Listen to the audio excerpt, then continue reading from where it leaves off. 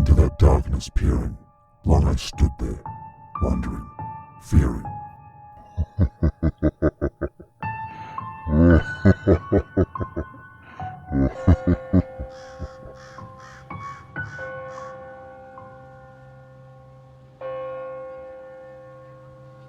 Since I was 5, I've lived in the same house.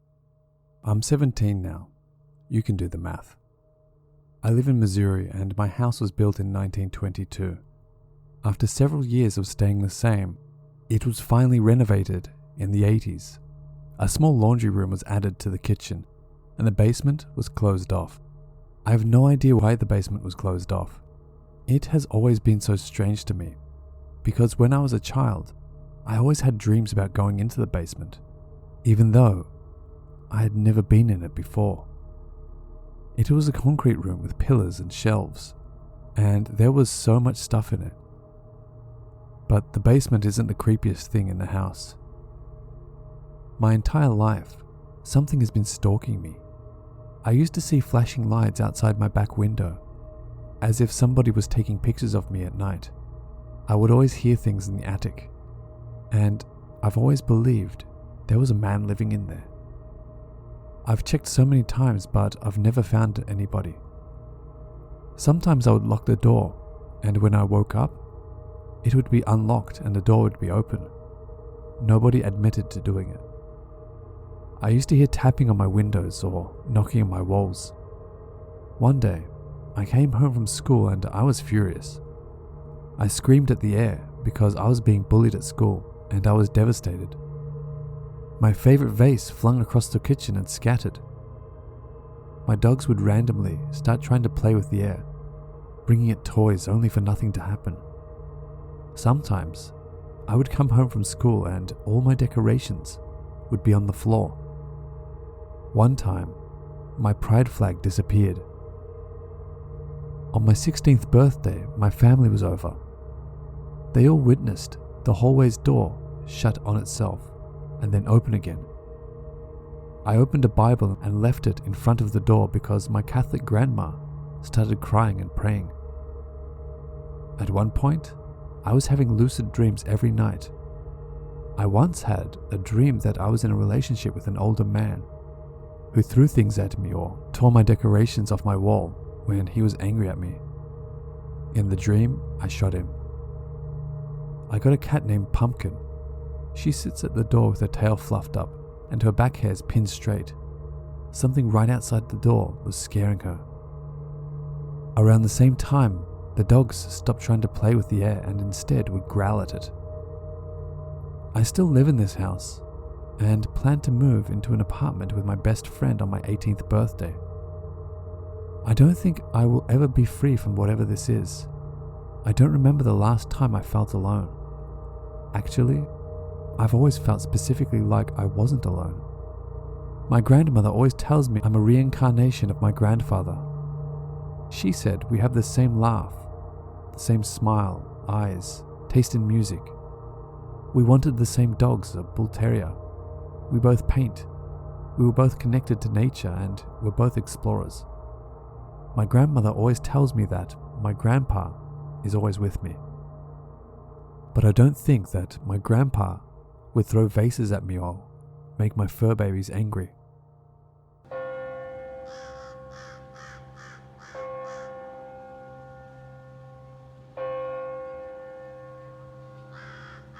So when I was about 17, my family had just moved back to Canada from living in the USA. It was a bit sudden, and being a family of 6, it was a little bit of a scramble to find a place to house all of us before the snow hit. So my mum and dad decided to live in an old house that my grandpa had on his property, just for the duration of the encroaching winter ahead. The house was my great uncle's and my grandpa skidded from his brother's property to his place. Now my grandpa has 2 quarter sections and this house is tucked away, back away from his main house. So the power is run from the main house, and with it being so far away, there is no running water. The house is old, so to add to the no running water, there also isn't heat, only a wood stove. just to give you an idea of what we were living in. Me being a 17-year-old, I often stayed in town and didn't stay there very often. Not just because it was a pain with the no water and heat, but because shit was creepy. I specifically remember the first time it happened. I was in my bed. I was the only one who would stay downstairs. With the wood stove, everyone wanted to sleep upstairs since it was warmer. So I was just starting to fall asleep, and I started to feel the room get really heavy. I remember the feeling of not being alone. The doorway didn't have a door on it. It only had a beaded curtain, and I could feel it standing there. I then remember having the feeling of total fear rush over me, and frozen to my core with it. Then it moved closer, and I felt the bed move, and someone crawl right up beside me. Not in a way that was super noticeable, but in a sneaky, slow, sloth-moving type of way. I specifically remember wanting to vomit with fear. Then I felt it. The feeling of an unshaven face rub against mine. I lost my damn mind. I scrambled out of bed, holding my blanket, and ran up the stairs to my parents' room. I was so out of my mind with fear, I couldn't scream. I slept on the floor on my dad's side of the bed. The next morning, my mum was wondering why her 17-year-old daughter was curled up at the foot of their bed, and I told her what happened. Later that morning, we walked over to my grandpa's house to have breakfast and go chat. My mum brought up my wild story. I guess Grandpa and Grandma silently listened as my mum was laughing at the last bit of the story. My parents got really serious and turned to each other. Apparently, this has been an issue in the old house and they didn't want to tell us, hoping that if we didn't acknowledge it, then it wouldn't bother us. I can honestly say it didn't feel angry or upset. It just wanted to cuddle. I didn't stay there much after that. I moved in with a cousin in town.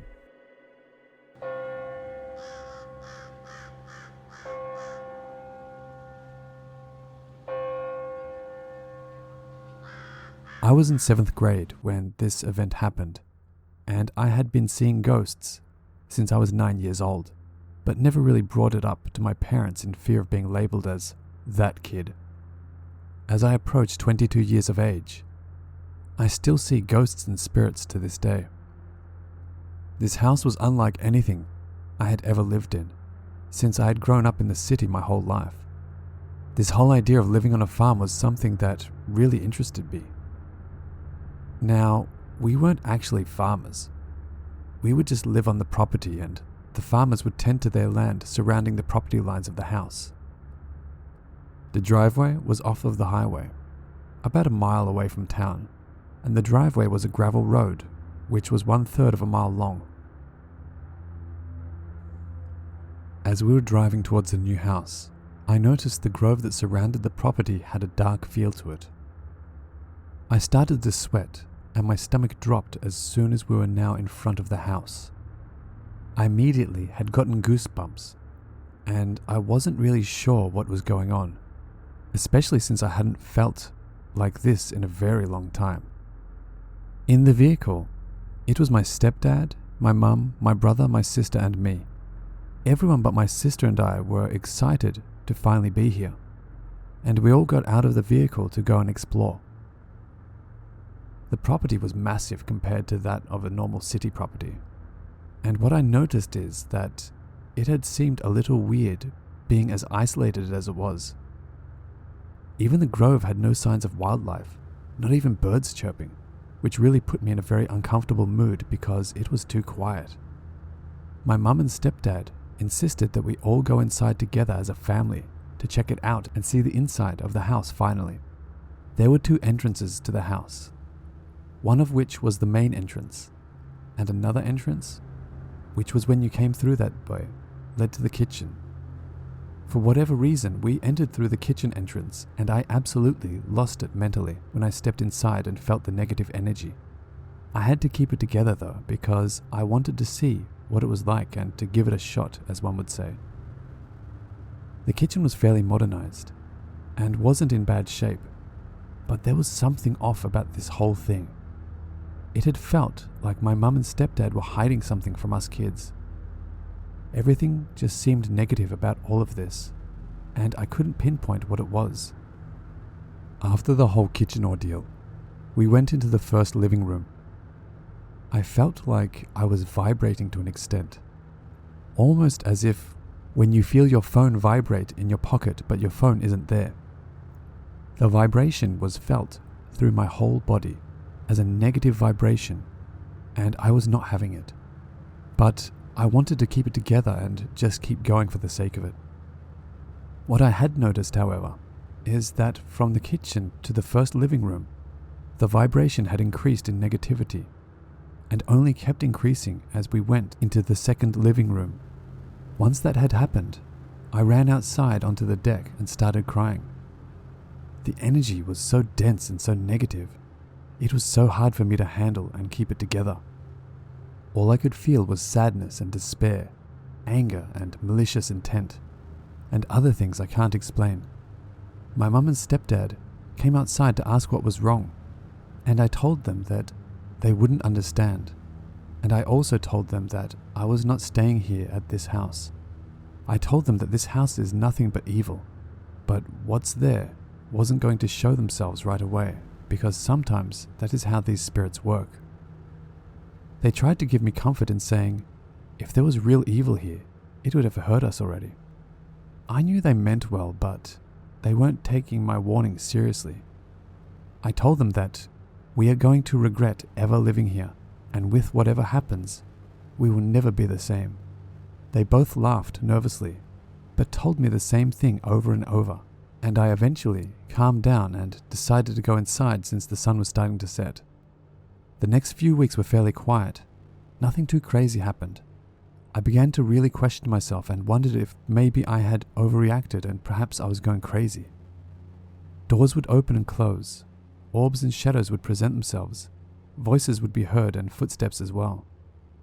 Children's laughter happened every now and again. I would also wake up with scratches in sets of threes. Sometimes the scratches would cover my entire back and chest. I never told anyone about it, especially not my sister. I didn't want to scare her, and my brother was too young to really connect with at this point. So I kept quiet and kept observing in silence. What I did begin to notice, though, is that I was the only one who saw these things happening, which made me feel even more uncomfortable, because what did that mean for me? Was I supposed to help? Was I supposed to talk back? I never once talked back or asked things out aloud to them. What was I supposed to do? Over the next few years, this is how things were. When I was in 10th grade, these experiences began to worsen. To be clear, I did keep a shotgun in my room since I loved to hunt and didn't want anyone else to mess around with my gun. I kept a trigger lock on it and kept my shotgun shells buried in my closet so that everything was spaced out and safe. For some reason though, I lost my keys to my trigger lock, which was extremely odd because I always kept them near me. I didn't think anything of it. One day, I was home alone because I enjoyed the peace and quiet when everyone was gone shopping, so that I could concentrate on reading books and being mindful. My door wasn't shut all the way, but it wasn't open enough to see through, which is what I liked. I was sitting on the edge of my bed looking through my phone at whatever it was, when suddenly I heard my name being called. Now, I could not figure out whether or not the voice was male or female, and it sounded like it was coming from downstairs. I got up and opened my door, expecting nothing, but then I heard my name called again. But this time, the voice sounded more angry. I shut the door as it was before and sat back on my bed. I looked out my window and enjoyed the breeze that blew through because it was so fresh and crisp. Then, my room began to get colder and colder, and the energy that I had felt from the first day at the house came into my room as well. I thought that maybe the weather outside had gotten colder, but that didn't make any sense at all. It was one of those things where You knew that it didn't make sense, even if you couldn't piece it together correctly in your head. Then I noticed that my door began to open slowly and there was a shadow there. Once I saw the shadow, I blacked out. Mind you, I have no history of blacking out or anything of that sort. When I woke up, I was sitting in the same spot on my bed, but I noticed that my window was shut and locked, and my door was shut completely. I looked over at my closet and noticed that the door was open and all of my things were thrown out, and there were shotgun shells everywhere. It was a complete disaster. Then I looked down and something hit my neck. What hit my neck was, in fact, my shotgun barrel. And I took it out from under me and looked at my shotgun. The trigger lock was off completely, and it was off safety, with one loaded into the chamber. I couldn't believe what was happening, so I put the shotgun on safe, took the shell from the barrel, put the trigger lock back on, and cleaned up my room. I put the keys to the trigger lock on top of my dresser, and went downstairs to get some water, and went outside to clear my head. When I had come back inside, I went upstairs and looked at my dresser and noticed that the keys were gone. I'll be honest, that's all I'm going to write for now because I have goosebumps and I'm honestly scared again.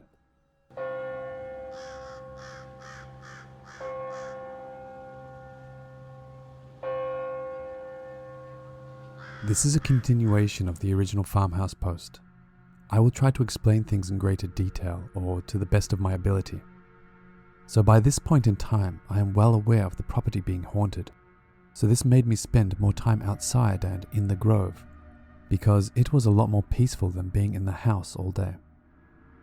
To give some more background of the property, I wanted to do some research back in the day and try to put the puzzle pieces together. When I looked up the property and who had owned it previously, I found literally nothing other than the year it was built, which is around the mid-1930s.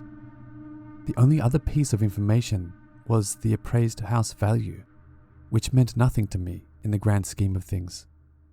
I began to dig deeper into the history of it, and the only other piece of information that I had found was that the property that it had been built on had been purchased in roughly 1846. That was all that was out there for this place. It left me even more frightened because without the history of it, I really did not know where to begin. But when I was younger, I just forgot about it and moved on living my life. Back in the day too, it was apparently a dairy farm, one with cows and such, but no structures stood to even resemble that. That's just what one of the farmers had told us. Back to the grove now. One day I was exploring the grove because it was something that kept my mind off of the house and what was inside. When I was exploring this particular day, I had come across a few bones. One looked big enough to be a femur bone, and so I held it next to my thigh, and it was the same exact size. I threw the bone because I was thinking, that is too specific. I held another bone up to my forearm, and that too was the same exact size. I really thought this was all fake, like I was being pranked or something. But then again, I was the only one out there. I shook it off and continued to walk around the grove, and I began to notice that I could see shadows wandering around the grove at a distance. They were just black shadows, and they never called out or said anything. I tried to play it off and think that they were just animals or something of that sort, but I knew that they walked and looked like humans. There was no fooling myself in this one, and with the bones too, I knew that there was something much bigger going on that I had yet to figure out. With all of this going on too, I still did not tell my parents. There was no way I could do that, and I also figured that it would be better if I kept this low key. There were nights that I would lay in bed relaxing, messing around on my phone and doing whatever it was that I felt was stimulating enough to keep my mind busy. I had a habit of sleeping against the wall, and this night, I had slept against the wall only to wake up to the sound of knocking right in front of my face. It sounded as if it were coming from inside the wall. and I noticed that my room was extremely cold. I tried to play it off and think that maybe my parents were having sex to try and laugh it off, but it wasn't them.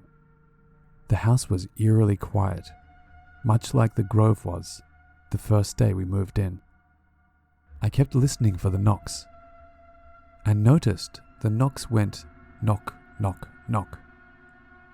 They only came in sets of threes, and between sets of knocks, there would be a silence, and it would happen again. This went on for about 20 minutes, and then it was over. But then, I heard heavy footsteps downstairs, and then I heard children's laughter as well, coming from downstairs. I thought I was going absolutely insane. I didn't know how to take this, so I just laid in bed until it went away and left it at that. One day I went with my stepdad downstairs, and this was my first time down there. A breaker had tripped, so we had to go downstairs to reset it. So I figured I would tag along on this journey. Well, we were walking downstairs, and it was so cold. I mean, we never used the basement for anything, and I'm fairly certain that my stepdad had only been down here a handful of times himself. The basement was in its original condition, and the walls were stones, with what I assumed concrete in between them. The flooring was a mix between dirt and concrete, and the basement as a whole had an awful feeling to it. There were 2 rooms in the basement, and in the second room, there were no lights, but the original boiler from way back in the day still stayed there. My stepdad reset the breaker, and then I noticed that there was a crawl space in the original room of the basement that led somewhere so far back, you had to have a flashlight to even see that far back. Then it turned both left and right at the end of the way. The crawl space was only big enough for a child to fit through. It was so creepy to say the least, but we left it at that. My stepdad led the way back upstairs, and as I was walking up the stairs, I heard my name being whispered over and over from somewhere down in the basement. I paid no attention to it, and focused on getting back upstairs, where it seemed a little safer than down there. That night, I laid in bed, and I was extremely tired and just wanted to go to bed. I laid on my back, and was literally counting my blessings because I was always scared before bed in that place. I want to clarify that this was not sleep paralysis in what I am about to tell you. Please remember that. As I lay on my back, I heard my doorknob start to slowly turn back and forth, but there was no shadow coming from under the door.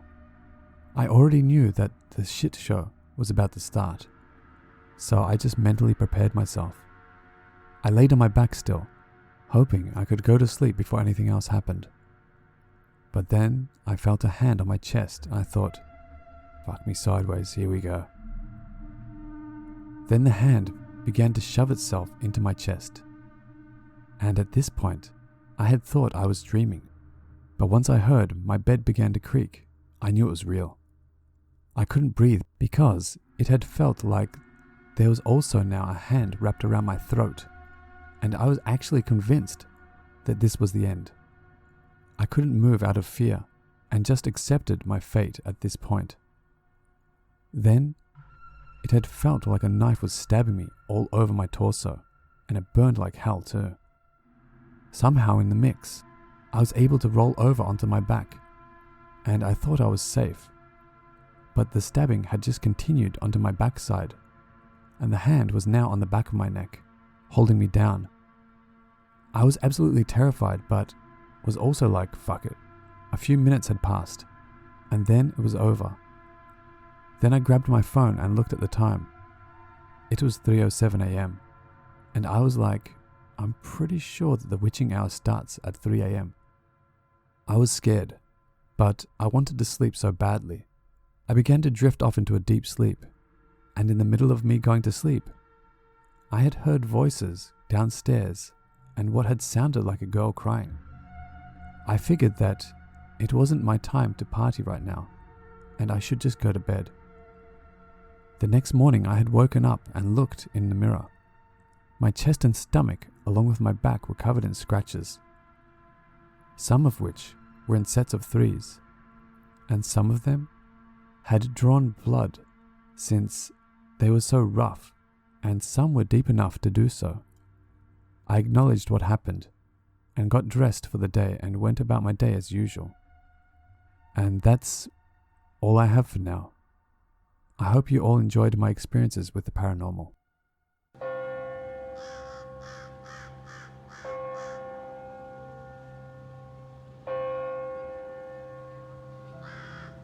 Hello watchers and listeners, thank you so much for watching.